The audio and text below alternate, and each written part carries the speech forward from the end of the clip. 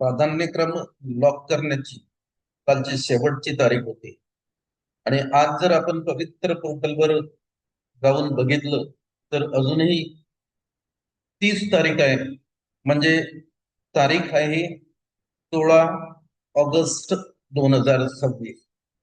मित्र, आता असं दिसते याच्यावरून की प्राधान्यक्रम लॉक करण्यासाठी तारीख आता काही वाढणार नाही. त्यामुळे आपले जे सर्व आदरणीय शिक्षक उमेदवार बंधू आणि भगिनी आहेत, त्यांनी प्राधान्यक्रम लॉक केलेले आहेत. आणि आता त्यांचे जे काही आता त्यांना प्रतीक्षा आहे ती आहे निवड यादीची.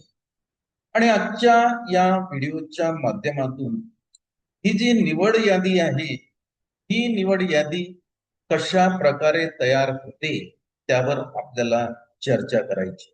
कारण हा एक फार महत्वाचा भाग आहे. ही जी पवित्र पोर्टलची जी सिस्टीम आहे, ही सिस्टीम कशा प्रकारे काम करते, ही सिस्टीम शिक्षक उमेदवारांची निवड यादी कशी तयार करते. आणि तुम्हाला सुद्धा हे माहीतच आहे की शिक्षक उमेदवारांची जी काही निवड यादी आहे, ती निवड यादी 2 भागामध्ये तयार होते. पहिला भाग म्हणजे मुलाखती विना आणि दुसरा भाग जो आहे तो आहे मुलाखती सह. मित्र, मग आता आपल्याला आजच्या या व्हिडिओच्या माध्यमातून तुमच्या सोबत जी चर्चा करायची आहे, ती चर्चा म्हणजे या 2 भागाची, म्हणजे मुलाखती विना आणि मुलाखती सह, ही निवड यादी, ही जी सिस्टीम आहे, ही सिस्टीम कशा प्रकारे तयार करते. सर्वप्रथम मी हे नमूद करतो की या निवड यादीमध्ये मानवी हस्तक्षेपाला अजिबात वाव नाही. कारण ही सर्व कॉम्प्युटराइज सिस्टीम आहे मित्र. आणि ही जी निवड यादी आहे, ही निवड यादी तुमच्या TAIT गुणांवर आधारित तयार होते. मुलाखती बिना असेल तर 1:1 हे प्रमाण आहे. मुलाखतीसह असेल तर 1:3 या प्रमाणामध्ये निवड यादी तयार केल्या जाते. कुठले प्रश्न या निवड यादीमध्ये आहेत की मग TAIT मध्ये 2 उमेदवारांचे गुण जर इक्वल असतील तर मग काय, कशा प्रकारे ही सिस्टीम काम करते, या सर्व बाबींवर आपल्याला आजच्या या व्हिडिओच्या माध्यमातून चर्चा करायची आहे. त्यासाठी आपण एक प्रेझेंटेशन तयार केलेलं आहे. ते प्रेझेंटेशन मी या स्क्रीनवर आता शेअर करतो. तत्पूर्वी माझी तुम्हाला एक छोटीशी विनंती राहील. हा जर व्हिडिओ तुम्हाला आवडला तर याला भरपूर लाईक करा. आपले जे शिक्षक उमेदवारांचे ग्रुप आहेत त्याच्यामध्ये शेअर करा. आणि तुम्ही जर नवीन असाल तर या युट्यूब चॅनलला मित्र हो सबस्क्राईब करा. बघा, आजचं आपलं जे मुख्य या व्हिडिओचा जो उद्देश आहे तो असा आहे की प्राधान्यक्रम लॉक झाल्यानंतर पुढली जी प्रक्रिया आहे ती कशा प्रकारे या सिस्टीम मध्ये राबवली जाते. म्हणजेच निवड यादी कशा प्रकारे तयार केली जाते. आणि एकदा का तुमचं निवड यादीमध्ये नाव आलं तर मग जर मुलाखती बिना आलं तर असं समजायचं की आपल्याला आता ऑर्डरच मिळालेली आहे, म्हणजेच नियुक्तीपत्र आपल्याला मिळालेलं आहे. त्यानंतर फक्त आपल्याला तिथं जाऊन आपलं डॉक्युमेंट व्हेरिफिकेशन करायचं आहे. डॉक्युमेंट व्हेरिफिकेशन झाल्यानंतर तुम्हाला नियुक्तीपत्र भेटते. आणि मग तुम्हाला नियुक्तीपत्र मिळाल्यानंतर 7 दिवसाच्या आत तुम्हाला संबंधित तुमचं जे कार्यक्षेत्र आहे तिथं जाऊन तुम्हाला रुजू व्हावं लागते. मग आता ही निवड यादी कशा प्रकारे तयार होते त्या बाबतीत आपल्याला थोडीशी सविस्तर चर्चा आपण तुमच्यासोबत आज करणार आहे. पवित्र पोर्टल शिक्षक भरती 2025 प्राधान्यक्रम प्रेफरन्स लॉक केल्यानंतरची स्वयंचलित निवड प्रक्रिया आणि पुढील टप्पे. मी मुद्दामून या निवड प्रक्रियेला असं नाव दिलंय की ही स्वयंचलित निवड प्रक्रिया आहे. मी अगोदरच तुम्हाला सांगितलं की यामध्ये मानवी हस्तक्षेपाला अजिबात वाव नाही. ही स्वयंचलित निवड प्रक्रिया आहे. आणि या निवड प्रक्रियेचे कोणते टप्पे मग आपल्या शिक्षक उमेदवारांच्या दृष्टिकोनातून आपले जे प्रत्येक शिक्षक उमेदवार बंधू आणि भगिनी आहेत त्यांना हे टप्पे माहीत असायला पाहिजेत. त्या दृष्टिकोनातूनच आपण या व्हिडिओच्या माध्यमातून तुमच्यासोबत एक चर्चा करत आहोत. तुम्हाला या अगोदर सुद्धा हे टप्पे माहीत असतीलच, काही प्रश्नच येत नाही, पण तरीही एकदा या टप्प्याची आपल्याला माहिती व्हावी त्या दृष्टिकोनातून आपण उत्कृष्ट असं हे प्रेझेंटेशन तयार केलेलं आहे, जेणेकरून आपले जे शिक्षक उमेदवार बंधू आणि भगिनी आहेत त्यांना फार म्हणजे याच्यामधले जे काही ठळक मुद्दे आहेत ते ठळक मुद्दे आपण याच्यामध्ये हायलाइट्स केलेले आहेत आणि हायलाइट्स केल्यानंतर हे प्रेझेंटेशन आपल्याला उत्कृष्ट एक थोडस म्हणू तुमच्यासोबत चर्चा करण्याचं माध्यम आहे असं मी म्हणतो. मार्गदर्शन हा शब्द वापरत नाही, पण तुमच्यासोबत एक चर्चा करतोय. प्रक्रियेचा पाया, या प्रक्रियेचा सगळ्यात मोठा जर पाया असेल म्हणजे पवित्र पोर्टल ही जर प्रक्रिया आहे एक, आणि ही प्रक्रिया कशावर उभी आहे तर हे लक्षात घ्या, तुम्ही केलेल्या स्वप्रमाणपत्रावर ही प्रक्रिया उभी आहे. आणि या स्वप्रमाणपत्राचा बेस घेऊनच पुढील सर्व गोष्टी या प्रक्रियेमध्ये घडतात, ही आपण लक्षात घ्यायला पाहिजे. म्हणून आपले जे शिक्षक उमेदवार आहेत यांनी उत्कृष्टपणे स्वतःच सेल्फ सर्टिफिकेशन केलेलं आहेच आणि त्याच्यानुसार त्यांना प्राधान्यक्रम सुद्धा आलेले आहेत. संपूर्ण निवड प्रक्रिया ही उमेदवाराने भरलेल्या स्वप्रमाणपत्रावर सेल्फ सर्टिफिकेशन आधारित असते. बिंदू नामावली, रोस्टर आणि उमेदवाराची माहिती अचूक असणे हे गुणवत्ता यादीसाठी अत्यंत महत्वाचे आहे. बघा, याच्यानंतर जी गुणवत्ता यादी तयार होते याला गुणवत्ता यादी यासाठी म्हणतोय मी की ही यादी TAITच्या गुणांवर आधारित असते, म्हणून याला आपण गुणवत्ता यादी असं म्हणतो.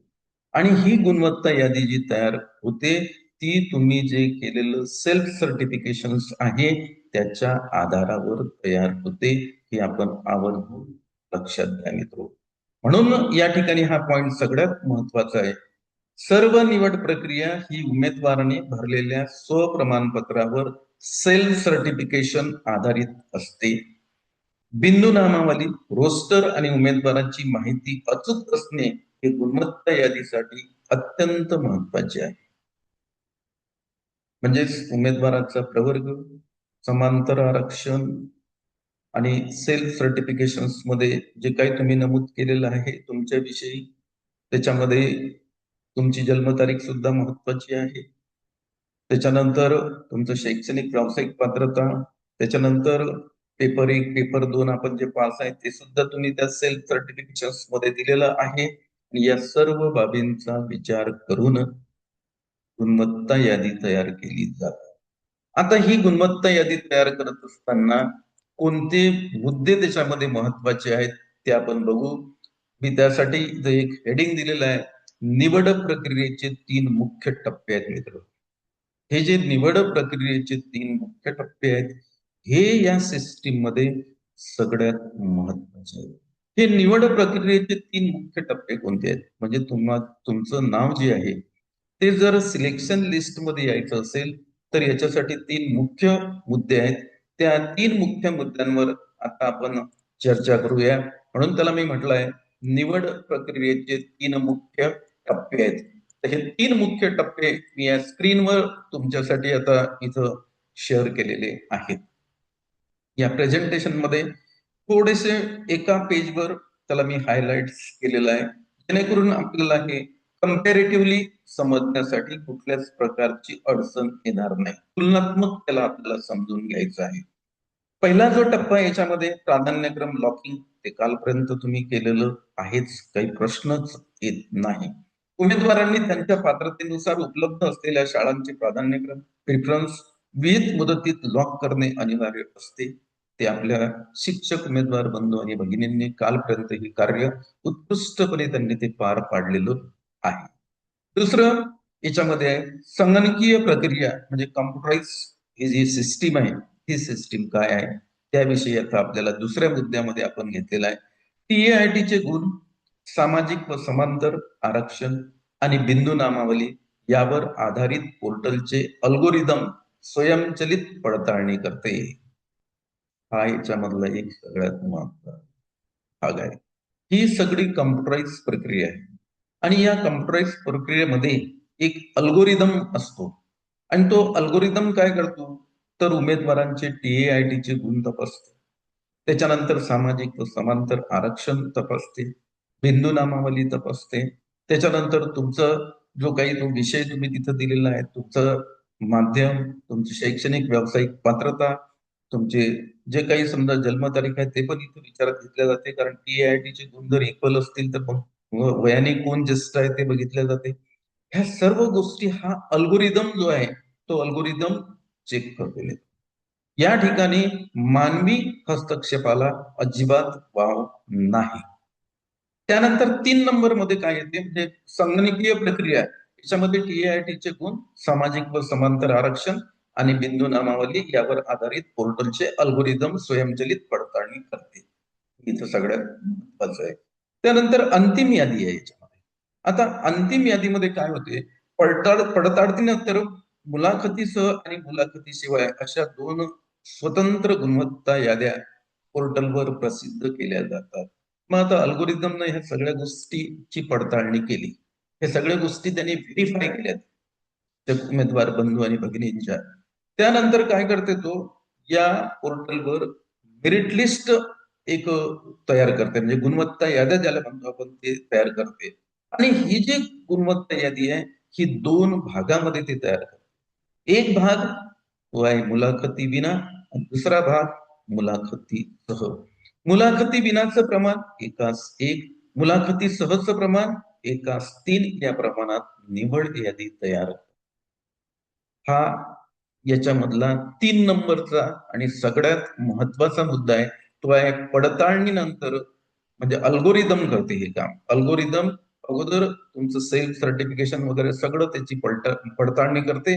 त्यानंतर मुलाखतीसह आणि मुलाखतीशिवाय अशा 2 स्वतंत्र गुणवत्ता याद्या मेरिट लिस्ट पोर्टलवर प्रसिद्ध केल्या जातात.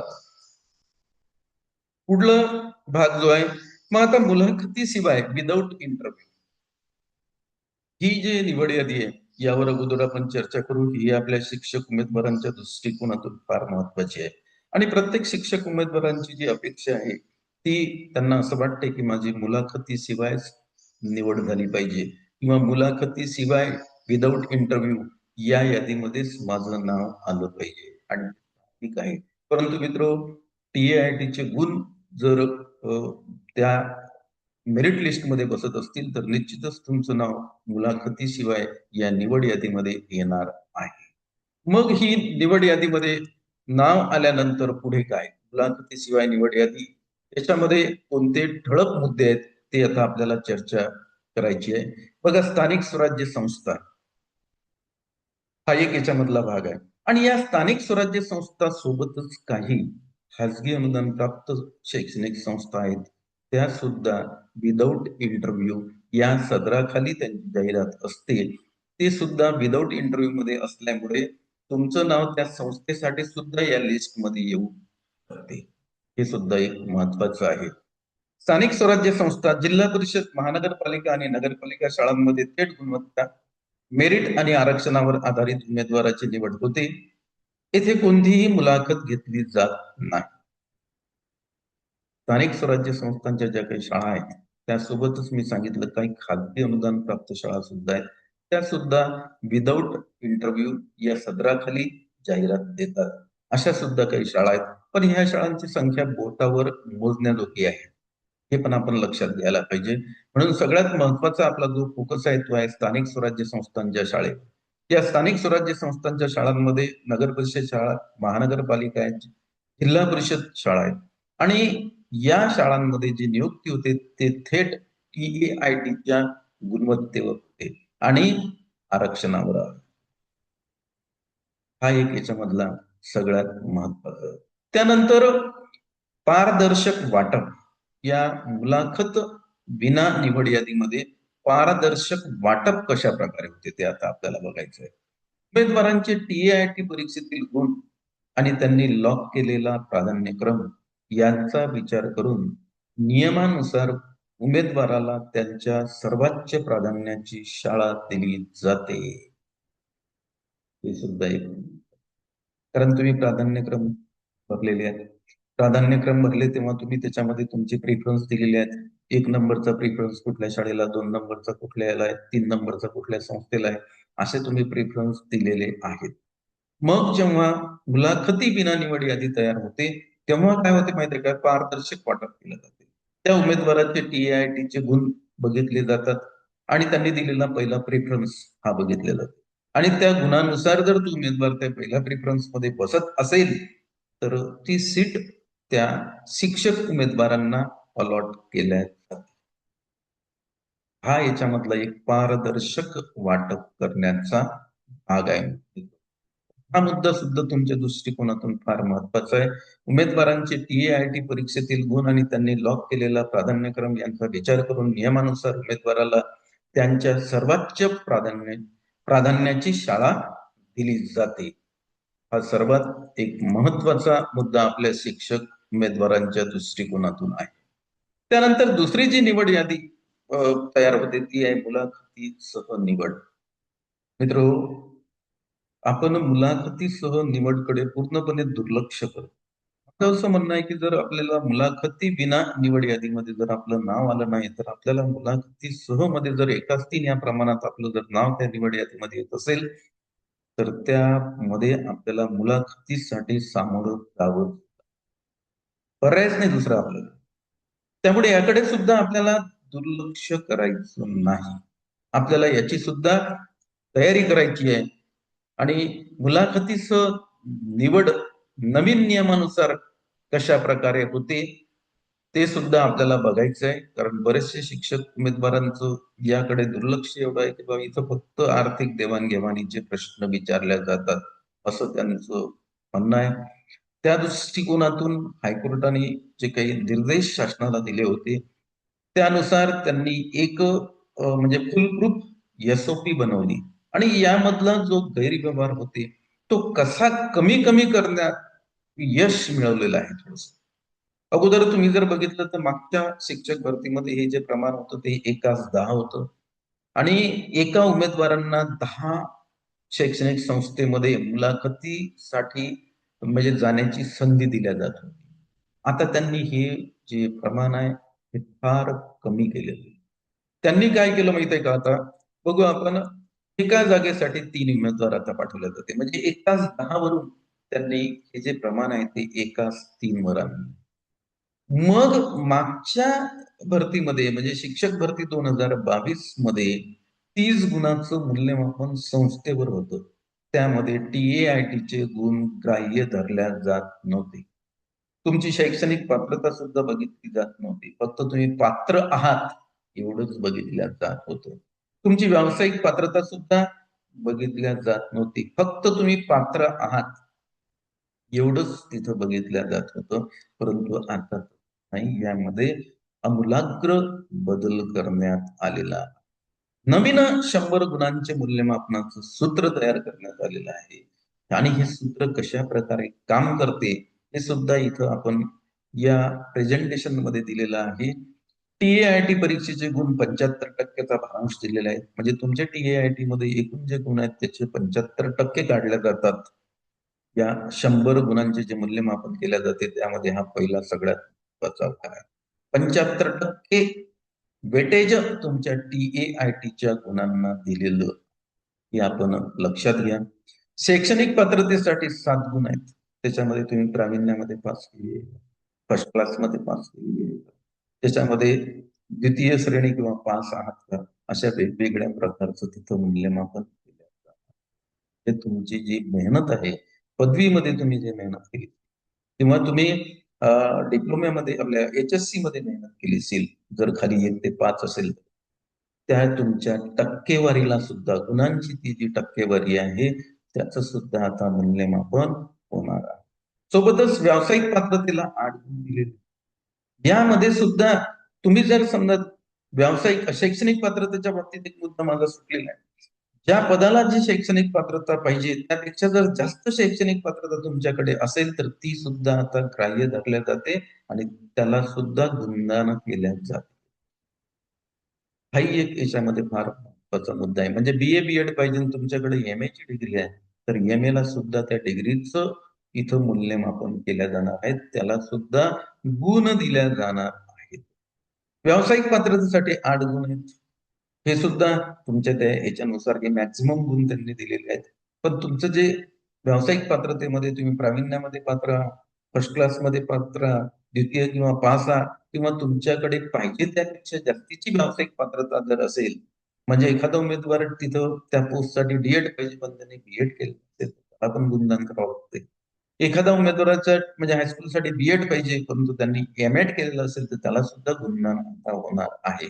म्हणजे उच्च शिक्षित जे काही आपले शिक्षक उमेदवार आहेत, त्यांच्या गुणवत्तेला पूर्णपणे न्याय देण्याचं काम इथं केलेलं आहे. त्यानंतर सगळ्यात शेवटचा भाग आहे, तो म्हणजे इथं आपण आलो तर मुलाखत व अध्यापन हे संस्थेच्या अधिपत्याखाली दिल्या गेलेले 10 त्यांना हे अधिकार दिलेले आहेत. कारण त्यांचं असं म्हणणं आहे, आम्ही ही शाळा चालवतो, सगळं काही करतो, तर आमचा काही ना काही त्याच्यामध्ये वाटा असला पाहिजे दान करायचा. त्यांनी 10 गुण दिलेले आहेत. या 10 गुणांसाठी तुम्हाला तुमचं मुलाखत आणि अध्यापन कौशल्य तिथं जाऊन सिद्ध करावं लागणार आहे. आणि हे सिद्ध करण्यासाठी त्याच्यामध्ये जे काही तुम्हाला अध्यापन वर्गावर पाठवल्या जाणार आहे, तिथं तुम्ही तुमचं जे काही म्हणजे विद्यार्थ्याला तुम्ही जे शिकवता, ते कशा प्रकारे विद्यार्थ्याचं आकलन वगैरे होते किंवा तुम्ही तुमचं अध्यापन करत असताना तुम्ही कोणत्या कौशल्याचा वापर केलेला आहे, काही तुम्ही टीचिंग एड्स तिथं वापरलेले आहेत का, हा सगळा भाग या 10 गुणामध्ये तपासल्या. तर हे झालं एकाच 3 या प्रमाणामध्ये जी निवड यादी तयार होते, त्या बाबतीत आपण बघितलेलं आहे.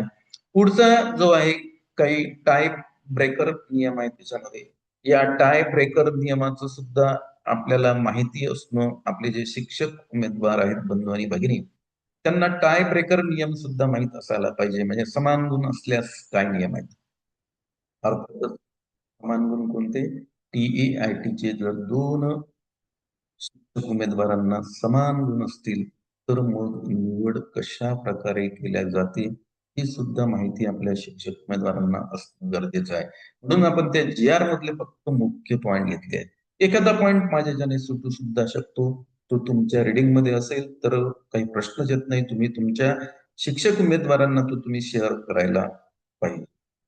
होऊ शकते, कारण कसं आहे, जो प्रयत्न करतो मित्र हो, जो करतो त्याच्याने चूक होते, जो प्रयत्न करतो त्याला चूक लागू आहे. चूक होऊ द्यायचीच नसेल तर मग प्रयत्न करायचे नाही, असा नियम आहे. म्हणून आपण प्रयत्न करतोय. आता मी याच्यामध्ये काहीतरी म्हणजे सर्व काही नॉलेज मला आहे अशातला प्रकार नाही, पण माझ्या परीने जे माझ्या वाचण्यात आलेलं आहे ते मी या प्रेझेंटेशन मध्ये घेतलेलं आहे. या व्यतिरिक्त काही तुमच्याकडे माहिती असेल तर जरूर तुम्ही तुमचे जे शिक्षक उमेदवार बंधू आणि भगिनी आहेत त्यांच्याकडे ती तुम्ही शेअर करायला पाहिजे. समान गुण असल्यास जे टाय ब्रेकर नियम काय तो बघू आपण. जर 2 उमेदवारांना टीएआयटी मध्ये समान गुण असतील तर खालील क्रमाने प्राधान्य दिले जाते. 2 उमेदवार आहेत आणि दोन्ही उमेदवारांचे टीएआयटीचे गुण समान आहेत, तर मग काय करायचं? अशा वेळेस बघा कोणाला प्राधान्य दिले जाते. 1, 2, 3, 4 गोष्टी याच्यामध्ये त्यांनी नमूद केलेल्या आहेत. जर 2 शिक्षक उमेदवारांना टीएआयटीचे समान गुण असतील तर पहिलं प्राधान्य कुणाला दिलं जाईल, तर आत्महत्याग्रस्त शेतकऱ्याचं पाल्य असल्यास प्रथम प्राधान्य दिलं जाईल. आत्महत्याग्रस्त शेतकऱ्यांचा पाल्य असल्यास प्रथम प्राधान्य दिल्या जाते. दुसरं प्राधान्य हे जर नसेल समजा, तर दुसरं प्राधान्य असं दिलं जाते, वयानं ज्येष्ठ असलेल्या उमेदवाराला प्राधान्य दिलं जाते. जन्मतारीख बघितली जाते आणि जो उमेदवार वयानं ज्येष्ठ आहे म्हणजे मोठा आहे, त्या उमेदवाराला प्रथम प्राधान्य दिले जाते. केव्हा? जेव्हा टीएआयटीचे गुण समान असतील तेव्हा. पदव्युत्तर पदवी स्तरावरील उच्च शैक्षणिक पात्रता हे जर इक्वल आलं तर पुढचा नियम पुढचं बघितलं जाईल. म्हणजे आत्महत्याग्रस्त शेतकऱ्याचा पाल्य असल्यास त्याला प्रथम प्राधान्य दिले जाते. परंतु दोन्ही त्यांचे टीएआयटीचे गुण समान आहेत आणि दोन्ही पाल्य असे आहेत की त्यांच्या म्हणजे ते आत्महत्याग्रस्त शेतकऱ्यांचे पाल्य आहेत. मग पुढे हे बघितलं जाते वयानं ज्येष्ठ कोण आहे. दोघांची जन्मतारीख सारखी असेल तर मग पुढे हे बघितलं जाते पदव्युत्तर पदवी स्तरावरील उच्च शैक्षणिक पात्रता बघितल्या जाते. आणि हे जर सारखं असेल तर पुढे शिक्षणशास्त्र डीएड मधील जास्त गुणाच्या उमेदवाराचा विचार केला आहे. असे हे 4 मुद्दे जर टीएआयटीचे गुण सारखे असतील तर विचारात घेतल्या जातात. आणि आता सगळ्यात शेवटचा महत्वाचा मुद्दा जो आहे तो आहे म्हणजे सर्वात महत्वाचा टप्पा, कागदपत्रे पडताळणी. तुमची जर विना मुलाखत असो, मुलाखतीसह निवड यादीमध्ये नाव असू द्या, कागदपत्राची पडताळणी केल्या जाते. ही पडताळणी तुम्ही सेल्फ सर्टिफिकेशन मध्ये जे डॉक्युमेंट्स तिथं नमूद केलेले आहेत, जे डॉक्युमेंट्स तिथं अपलोड केलेले आहेत, ते डॉक्युमेंट्स आणि तुमच्याकडे असणारे ओरिजिनल डॉक्युमेंट्स याची म्हणजे जुळवाजुळव केल्या जाते, ते तपासल्या जातात. तर शैक्षणिक कागदपत्रे टीईटी, सीटीईटी उत्तीर्ण प्रमाणपत्र, पदवी, बीएड, डीएड गुणपत्रिका आणि प्रमाणपत्रे मूळ स्वरूपात आवश्यक आहे तपासणीसाठी. तुमच्याकडे टीईटी, सीटीईटी उत्तीर्ण प्रमाणपत्र, त्याच्यानंतर तुमचं बीएड असेल, व्यावसायिक पात्रता किंवा डीएड असेल किंवा डीटीएड असेल, तर याचे मूळ प्रमाणपत्र तुमच्या सोबत त्याचं फाईल असायला पाहिजे. त्यानंतर आरक्षण प्रमाणपत्रे, जात प्रमाणपत्र, कास्ट सर्टिफिकेट, जात वैधता प्रमाणपत्र म्हणजे कास्ट एलिडिटी, आणि महिला इतर आरक्षणासाठी चालू वर्षाचे नॉन क्रिमिलियर एनसीएल तुमच्याकडे राहायला पाहिजे. चालू वर्षाचे म्हणजे कधी कधी ते 3 वर्षात सुद्धा मिळते. त्याच्यावरची जी काही खाली व्हॅलिडिटीची जी काही डेट असते ती तुम्ही बघून घ्या मित्र. कारण बरेचसे शिक्षक उमेदवार आहेत, त्यांचं त्याच्याकडे दुर्लक्ष होते, त्यांनी ते बघावं. म्हणजे समांतर आरक्षणासाठी जर समजा महिला आपल्या भगिनी आहेत, त्यांना 30% समांतर आरक्षण आहे आणि त्याची जर ती पोस्ट असेल, त्यांच्याकडे नॉन क्रिमिलियर व्हॅलिड असणं आवश्यक, ते एक्सपायर झालेलं नको, ते त्यांनी सुद्धा बघायला पाहिजे. आणि पुढे एक महत्वाची सूचना अशी आहे की पोर्टलवरील स्वप्रमाणपत्रातील माहिती आणि प्रत्यक्ष कागदपत्रामध्ये कोणतीही तफावत आढळल्यास उमेदवाराची नियुक्ती जी आहे ते तात्काळ रद्द केल्या जाते. स्वप्रमाणपत्रामध्ये तुम्ही दिलेली माहिती, स्वप्रमाणपत्रामध्ये तुम्ही अपलोड केलेले डॉक्युमेंट आणि मूळ डॉक्युमेंट हे जुळले तरच. याच्यामध्ये कुठलीही जर विसंगती समजा आढळली तर त्या शिक्षक उमेदवारांची जी काही नियुक्ती आहे तात्काळ रद्द केल्या जाते. त्या शिक्षक उमेदवारांना या सिस्टीम मधून बाहेर फेकल्या जाते. हा सुद्धा या सिस्टीमचा एक महत्वाचा मुद्दा आहे.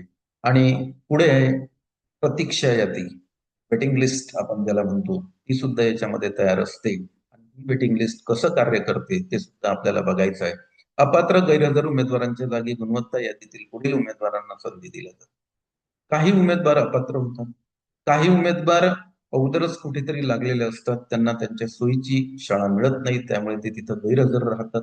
तर अशा जागी पुढचा शिक्षक उमेदवार जो आहे वेटिंग लिस्ट मधला, गुणवत्तेनुसार त्या शिक्षक उमेदवाराला संधी दिल्या जाते, टीएआयटीच्या गुणवत्तेनुसार.